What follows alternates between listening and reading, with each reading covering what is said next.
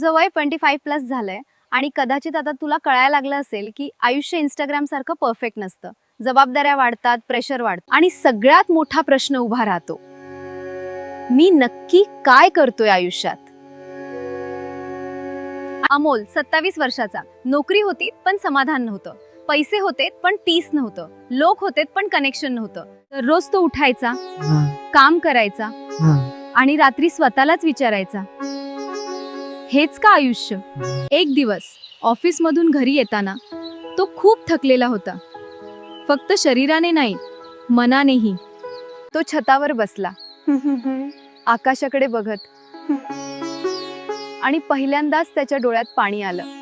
त्या रात्री काही आवाज आला नाही, पण एक जाणीव झाली, हे ब्रह्मांड इतकं मोठं आहे आणि मी इतका छोटा आहे. पण लगेच दुसरा विचार आला, जर मी इतका छोटा आहे तर मी एवढं का ओव्हरथिंक करतोय.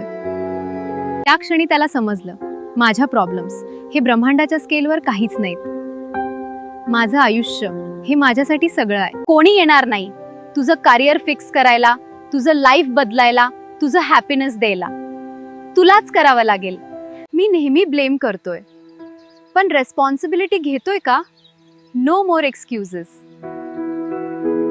त्याने मोठं काही केलं नाही. रोज 1 तास स्वतःसाठी, स्किल्स शिकायला सुरुवात, फोन टाइम कमी, छोटे बदल पण कन्सिस्टन्सी. सुरुवातीला एकटेपणा वाटला, फ्रेंड्स कमी झाले, डिस्ट्रॅक्शन्स कमी झाले, पण हळूहळू क्लॅरिटी वाढली, कॉन्फिडन्स वाढला. आता त्याला समजलं, ब्रह्मांड मोठं आहे आणि वेळ मर्यादित आहे.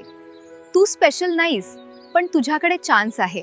कोणी येणार नाही, ना मोटिवेशन द्यायला ना पुश करायला. डिसिप्लिनच तुला पुढे नेईल. तू ब्रह्मांडाचा भाग आहेस, पण ब्रह्मांड तुझ्यासाठी थांबणार नाही.